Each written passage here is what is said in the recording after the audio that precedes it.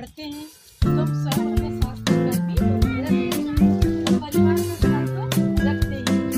अभी भी 9 दुर्गा छुट्टी है ना, देश में 9 दुर्गा में क्या था, रखते हैं पूजा करते हैं, इस तरह से किसी की पूजा करते हैं कि हमें पढ़ाई में अच्छा बना दे। दुर्गा जी का पूजा करते हैं कि बल में क्या देखा जाए तो ये 9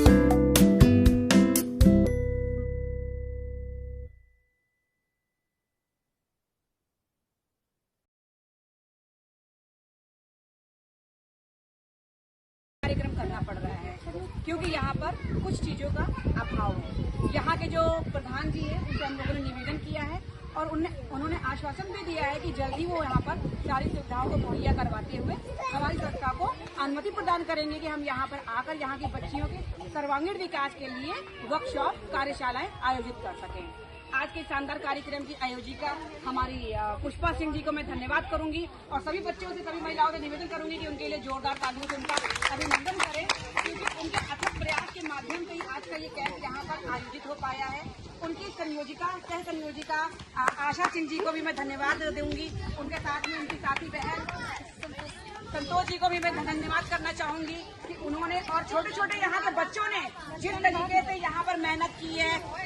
गांव है, दूर है पंचायत भवन, गांव से कुर्तियां लाना, मेज लाना, पेड़ पे चढ़कर कैंची लेकर धागा काट कर वो बैनर बांधना और वो बैनर है कि उड़ता ही जा रहा है, हवा में उड़ता ही जा रहा है। लेकिन आप देख सकते हैं अभी बच्चे वो पेड़ पर चढ़े हुए हैं और लगातार प्रयास कर रहे हैं कि बैनर किसी तरीके से सीधा हो जाए। तो उन बच्चों के लिए भी मैं जोरदार तालियां बजाना चाहूंगी।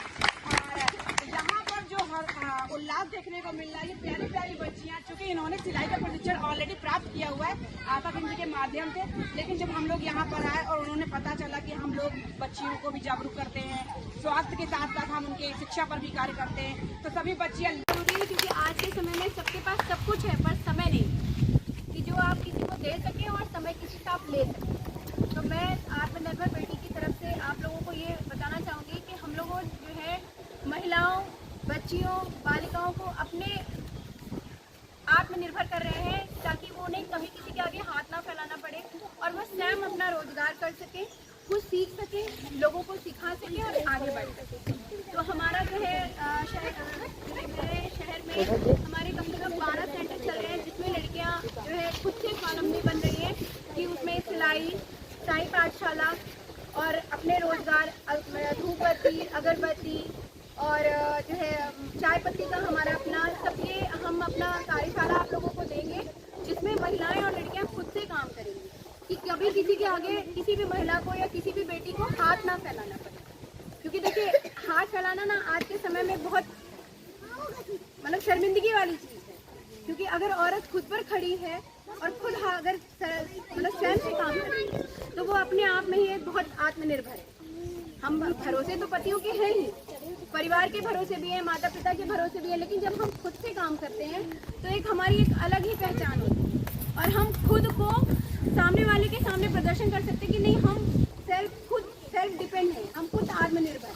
तो मेरा कॉन्सेप्ट जो है आत्मनिर्भर बेटी ये, जिसमें हम लड़कियों को सिलाई, कढ़ाई, बुनाई, ढोलक, और जो बच्चियां, कुछ ऐसी भी बच्चियां हैं जो शायद पढ़ना चाहती हैं लेकिन उनको पढ़ने के लिए आगे नहीं बढ़ पा रही, तो आप सब में से ही हम एक एक करके कोई ना कोई आगे बढ़ेगा और एक दूसरे की मदद करेंगे। तो जिसमें हम आपको रोजगार भी देंगे, चाय पत्ती बनाना, अगरबत्ती बनाना, धूप बत्ती बनाना, चाय पत्ती की पैकिंग हो गई, रुई बत्तियाँ बनाना, ये सारी चीज़ें हम सब आपस में एक दूसरे को एक टीचर देंगे और वो आप लोगों को सिखाएंगे। हम लोग अपनी कार्यशाला देंगे जिसमें आप सब सीखेंगे और खुद से अपना काम करेंगे, और वो सिर्फ आपको काम करना है और हम आपकी पूरा सहयोग करेंगे। जिसमें हमने आप ये समझ लीजिए कि हम लोगों ने इस तरह महिलाओं को, बेटियों को हमने दो गांव गोद ले रखा है। शायद आपने सुना होगा मोहनलालगंज से सेंडी, ये गांव की सारी महिलाओं और बेटियों को, ये इस गांव को हमने गोद लिया, जिसमें हम लड़कियों को आत्मनिर्भर बनाएं कि वो उन्हें कभी किसी के आगे झुकना ना पड़े और वो खुद से अपना काम सीख सकें। 10 रुपये की मात्र एक रजिस्ट्रेशन पर आपको सिलाई, कढ़ाई, बुनाई, ढोलक, और अगर पढ़ने वाले बच्चे हैं तो निःशुल्क पाठशाला, जिसका साईं पाठशाला के नाम से, और आप घर में रह करके अगरबत्ती बनाना, धूप बत्ती बनाना, वो सब हम लोग आपको सिखाएंगे। अगर आप लोग करना चाहेंगे, चाहे या बेटियां हो, आगे बढ़, आप लोग हमारी जो है, सबसे पहले मैं पुष्पा आशा सिंह जी को मैं आशा सिंह जी को मैं धन्यवाद दूंगी कि इन्होंने आप सबके लिए एक कदम बढ़ाया। तो हमारा क्या फर्ज है कि हम इनका पूरा सहयोग दें और इनके लिए हम ये धन्यवाद देंगे।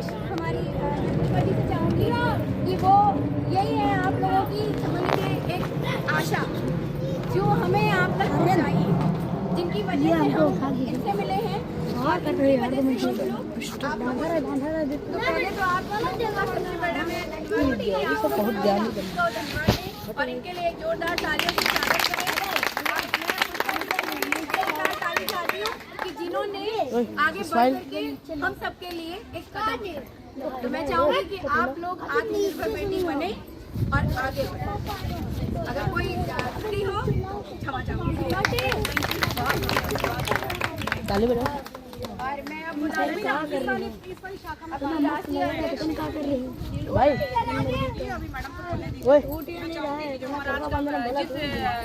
कारण हम यहाँ इकट्ठा हुए हैं, आज यहाँ पर आप लोगों को स्वास्थ्य के प्रति जागरूक करने के लिए इकट्ठा हुए हैं, क्योंकि आप सभी बच्चे और बच्चियाँ हैं, आप सभी को महामारी, आप सभी को बहुत सारे शरीर में परिवर्तन हुए हैं, जिनके दौरान आपको अपने शरीर में कई परेशानियों का भी सामना करना पड़ा होगा।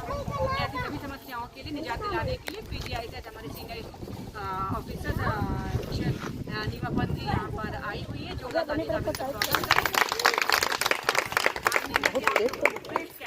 स्तन का कैंसर क्या होता है, उसकी पहचान क्या, उसके बचाव क्या, उसके लिए आपको जागरूक करें।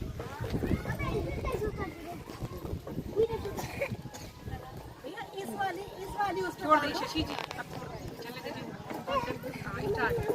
सबसे पहले शीतला का धन्यवाद कि उसने मुझे यहाँ तक पहुँचाया। मैं आप लोगों से शुरुआत में क्या कह रही थी कि हर लड़की को, हर महिला को पढ़ना लिखना जरूरी है। क्यों? जब हम पढ़ते हैं तो हम स्वयं अपने स्वास्थ्य का ख्याल भी रखते हैं और परिवार का ख्याल तो रखते ही हैं। अभी भी 9 दुर्गा बीते हैं ना, 9 दुर्गा में क्या था? लक्ष्मी जी सब पूजा करते हैं कि धन बन जाए, सरस्वती जी की पूजा करते हैं कि हमें पढ़ाई में अच्छा बना दे, दुर्गा जी का पूजा करते हैं कि बन जाए। देखा जाए तो 9 शेख और आप ही में से सब कोई अलग नहीं। अगर आप लोग ना होते दुनिया नहीं होती, धर्म नहीं होता। मैं नीमा पंथ, संजय गांधी का नाम सुना है? थोड़ी दूरी पे है हॉस्पिटल संजय गांधी, हाँ या ना? संजय गांधी नौकरी करती हूँ, और कितनी नौकरी करती हूँ? जितनी कि आप सबकी उम्र है, 30 साल हो गए।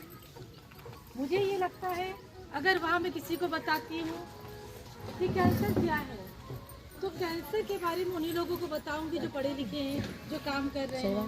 पर हाँ, आज जरूरत उन बहनों की, उन बेटियों की, उन माओं की, जिनको पता तो है कि कैंसर है, पर कितना खतरनाक है, क्या हम उससे बच सकते हैं, इस पे बताने के लिए मैं आई हूँ। और मैं चाहती हूँ कि जब मैं आपसे बातें करूँ, कोई झिझक नहीं, आपस में बातें मत करना, सीधे कोई भी सवाल हो तो मुझसे बात करना। मैं कैंसर पे रेडियो सुनते हो, उसमें 8 बार लेक्चर विविध भारती में दे चुकी हूँ। कैंसर क्या है, कैसे फैलता है, क्या हम इससे बच सकते हैं। पहले आप बताओ, क्या हम लोग कैंसर से बच सकते हैं, हाँ या ना? हाँ। बहुत सुंदर बात। जब हमें पता है कि हम कैंसर से बच सकते हैं तो जरूर कुछ ऐसी बातें होंगी।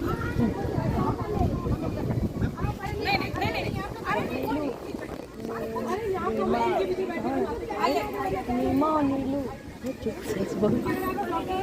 थोड़ा अच्छे से बात कर। मैं भी पीएचडी काम करती हूँ। क्लिनिक फिट होता है ना, सोशल प्रिवेंटिव मेडिसिन, तो मैं ऐसी जगह पे जाती हूँ। आज आपको जाओ हल्का सा आगे वहाँ से जाओ भाई जाओ। तो सबसे बड़ी बात क्या है कि आपने बताया कि कैंसर से हम बच सकते हैं। कितने प्रकार के कैंसर होते हैं, जरा मुझे सोच करके बताइए। 5 4 यहाँ तक पूरे शरीर में कहीं पर भी कैंसर होता है, ब्लड का। पूरे शरीर में। आप लोग जवाब खुल करके दीजिए, कोई संकोच की जरूरत नहीं है। जो मैम पूछ रही है उसका जवाब दीजिए, क्योंकि जब आप बोलेंगी नहीं तो हम जानेंगे नहीं। इसने सबसे पहले बोला ब्लड कैंसर, बहुत सही बात। पूरे शरीर में कहीं पर भी कैंसर हो सकता है। जब एक बच्चा छोटा होता है, थोड़े दिनों में बड़ा होते जाता है, तो सेल का डिवीजन होता है, मतलब कोशिकाएं विभाजित होती है। पर वो कोशिकाएं जो शरीर में खराब थी, अगर हमारे शरीर के अंदर किसी भी बात में है, वो विभाजित हो रही है, बड़ी हो रही है, तो उसको कैंसर बोलते हैं। अब क्या है, सबसे ज़्यादा गांव में, अगर गांव में नहीं शहर की भी बात करेंगे तो हम लोगों ने देखा होगा कि मुंह का कैंसर। आज हम उन कैंसर की बात करेंगे जो हर जगह पे सामान्य होता है। तो आप लोगों ने देखा कि पान की दुकानें कितनी है गाँव में, है ना? आपके घर में भी लोग खाते होंगे, गुटखा खाते हैं। पर जब हम शुरुआत में कोई भी चीज़ खाते हैं तो हमें लगता है कि आनंद की प्राप्ति होती है।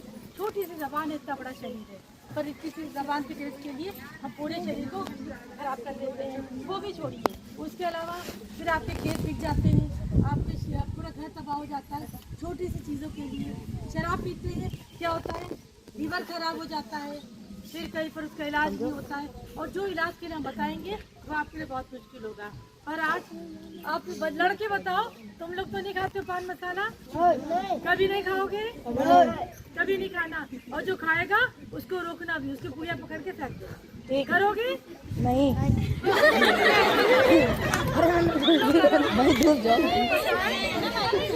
आज मैं यहाँ पर क्यों आई, इसलिए आई कि आप मुझे खा रहा है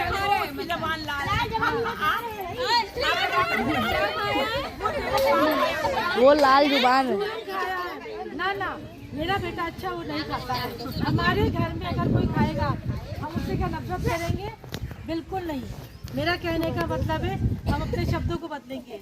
मुझे मालूम है आप सुधर जाएंगे, मुझे मालूम है आपको परिवार का ख्याल है, पर अक्सर हम क्या करते हैं, जब हमारे घर में कोई शराब पीता है, हमारे घर में कोई तंबाकू खाता है, तो हम लोग उससे बात करना छोड़ देते हैं। नाली में गिर, तुम बाहर जाके पियो, नाली में गिरो, शब्द यही होते हैं। जब